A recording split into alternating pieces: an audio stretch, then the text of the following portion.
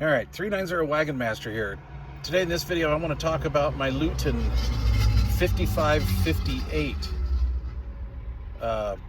all mode CB radio. So I'm sitting out here in my truck in kind of a worst case or worst light scenario here, and I just wanted to show you how this screen can wash out, and depending on the angle, sometimes you don't even see it all.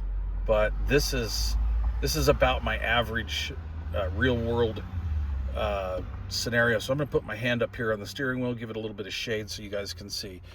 Generally, I don't look at that screen. I'm just used to using the channel selector, and as long as you're in the right band, you don't really have to worry about it. But look, I have a first generation Top Gun Technologies Quad 5, right? And so I'm used to all the little idiosyncrasies of that radio, and this radio has pretty much the same thing. Now this is the same board, and a lot of the guys over in Europe, or from what I understand, do not like this radio because people had issues with them, and they said they were cheaply built. Well, this feels exactly like my Quad 5, which feels basically like the HS4, the 6900s, all the other 25, and the Anytone, all the other variants of this radio that have the readout over here and the push buttons over here. It is the same, it is the same board. However, this is a copy of, from what I can tell, like that first gen from back in, what is that, like 2015 era, something like that, 2012, 2015. Anyway, it performs like those radios. So I don't have a problem with that, quite frankly. I'll tell you, I think the feel of it is just fine. You're not going to pay $450 for this thing. This is not a President Washington. Okay. So, it's not going to have that feel, and it comes in at like half the price, right?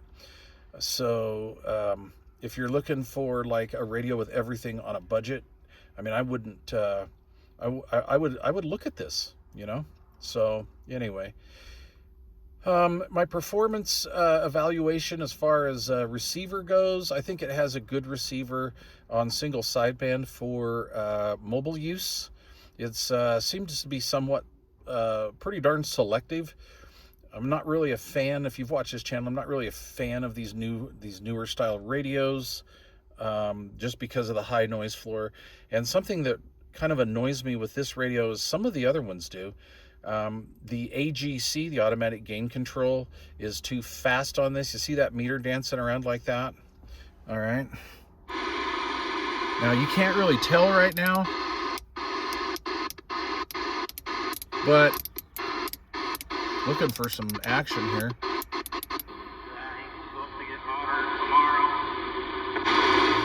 Okay, so when you're driving around, say, in a city, and you're going out of neighborhoods with power line noise and noise from people's routers and stuff like that, and you're trying to monitor somebody, this radio can get a little choppy. It has kind of a weird little effect.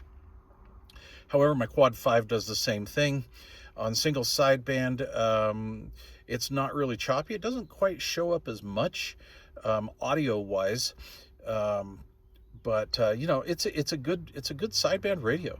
And it's pretty selective, like I say. So anyway, sensitivity is what a lot of people worry about. And look, pretty much all modern radios have good sensitivity. It's selectivity is what you want. Google it, you'll figure it out. That being said, my pet peeve with a lot of these radios is the fast AGC. It makes it choppy, and quite honestly, I do not like that. I don't like choppy AGC. So back when I got my first ham radio, transistorized ham radio, back in the 80s, that was one feature that I learned to love real quick, because I was in a high noise situation, and I learned that when you use the noise blanker feature on those radios, and had a fast attack, or AGC attack of AGC, it would make your receiver sound choppy, because the AGC is basically showing up how that noise blanker is trying to do its job and yet pass signals through into the receiver. So that being said, it's kind of a layman's way of, I guess, explaining it. That being said, I learned the importance of AGC controls with slow, medium, and fast. So in a high noise application, I prefer to run mine, because I have to run the noise blanker, with a slow AGC. It's not fast, it's not choppy, it makes the radio sound smoother, and people just sound a lot better. And I wish that these manufacturers, and that's President, that's everybody, I wish these manufacturers would allow us to adjust the attack of our AGC, the automatic gain control. And in this particular case where I live right now, with the high noise situation, and especially in a mobile, I want a slower AGC. I don't want that choppy effect that we're getting here, okay? You go out into the woods, you go somewhere out of city limits where it's quiet. This isn't really an issue anymore. It's just basically kind of an urban type thing or a high noise situation.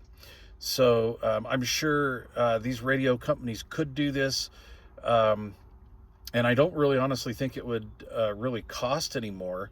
I don't know if the engineers even think about it, to be quite honest with you. But from a user standpoint, I want to be able to adjust that the attack of the AGC. I want this to slow down, smooth it out, give me a smoother sound, and especially with my elderly ears, I don't have hearing like I used to, like a lot of you young bucks have. So these kind of things are important to me. Speaking of that, I think the audio amplifier in here is plenty robust. I think it's a good matchup for the internal speaker.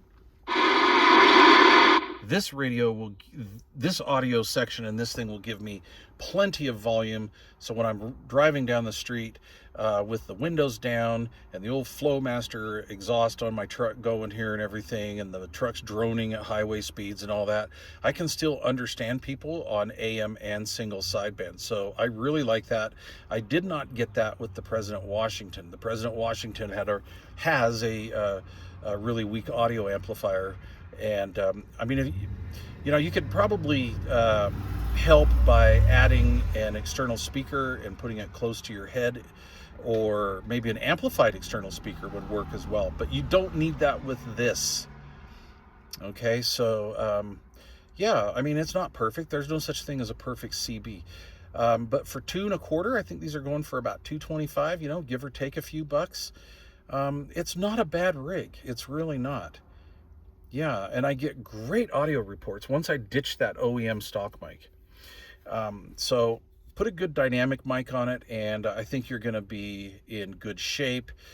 Don't worry about voltage on pin 4 and any of that stuff. You don't need to worry about that. There's this thing going around on the internet. You got to be careful with pin 4. No, you can just take a standard Cobra style coffin mic and hook it right up to this with the old wiring diagram. What is that? One shield, 2 white, 3 red, 4 black, something like that. That works just fine with this. You don't need to worry about that.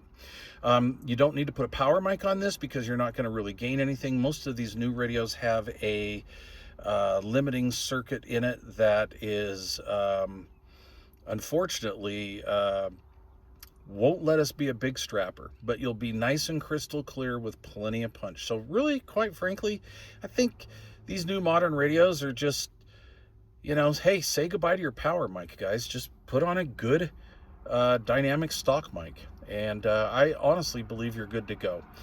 Anyway, so my take on this is that for $200, I don't think it's a bad deal at all. I think they're fun to play around with.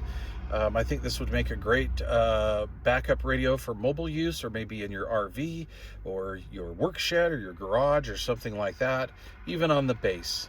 I'm not having a problem with this, and I'll tell you what, if I do, I will let you guys know and do a follow-up video, and I might do another video on this in about 6 months. I've got another radio that I've got to test out and throw in here, so we're going to do that for a while. But anyway, that's my take on the LUITON LT-5558. I think you're getting a decent value, and for a modern radio, this is pretty much, you know, acceptable. It's in order operation wise of most all of the other radios out there too. Now I have not worked a new generation Striker or anything like that, but again, this reminds me of my Top Gun Quad 5. They're almost identical in how they operate. Not only the way they're set up, but I mean the way they receive and everything. The Top Gun's the same way, as well as the other, like I say, 24 variants of this. So anyway, there you go. If you have any questions or comments, leave them down below.